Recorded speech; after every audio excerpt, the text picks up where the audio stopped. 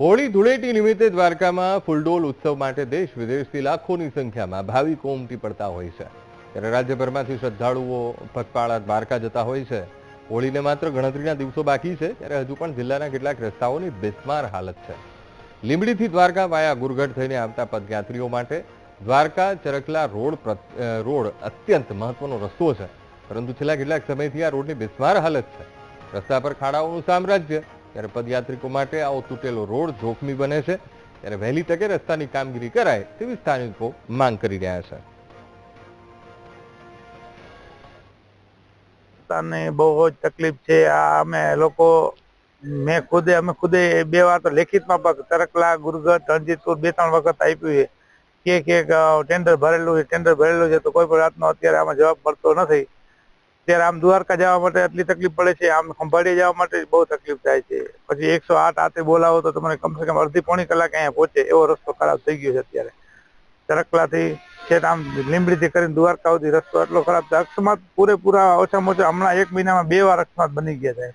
રોડની મોટે પાયે સમસ્યા, 2 વ્હીલ નથી હાલતી બરોબર। ત્યારે તો એને અમારે સરપંચે જે માંગણી કરી એ અમે એમ કહીએ કે સરકાર તાત્કાલ આનો નિર્ણય લે અને હોળીના જે યાત્રીઓ છે બીજા અકસ્માતો થાય બધા અટકે, આવી અમારી સમસ્યા છે। તો સરકાર પાસે વિનંતી કરી।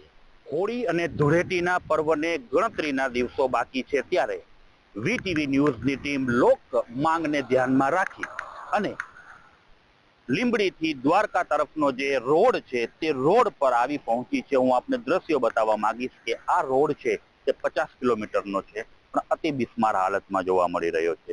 જ્યારે ફૂલડોલ ઉત્સવમાં ખાસ કરી અને ગુજરાત, મહારાષ્ટ્ર, મધ્યપ્રદેશ અને રાજસ્થાન જેવા વિવિધ વિસ્તારોમાંથી લાખોની સંખ્યામાં યાત્રિકો દ્વારકા ખાતે આવતા હોય છે અને એ યાત્રિકો માત્ર આ એક જ રોડનો ઉપયોગ કરતા હોય છે।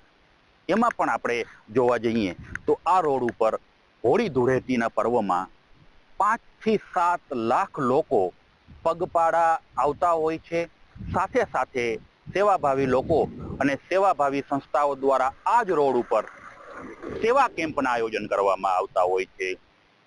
એમ્બ્યુલન્સ પણ ચાલતી હોય છે, અન્ય નાના મોટા વાહનો ચાલતા હોય છે। ત્યારે સવાલ એ છે કે હવે આટલી મોટી જ્યારે ઉપયોગી રોડ છે તેનું સમારકામ હજુ સુધી કરવામાં આવ્યું નથી। જો કે જિલ્લા વહીવટી તંત્ર દ્વારા હોળી અને ધૂળેટીના પર્વની સમીક્ષા બેઠકનું આયોજન કરવામાં આવ્યું છે, પણ સવાલ એ છે કે ખરેખર આ રોડની સમીક્ષા કરવામાં આવી?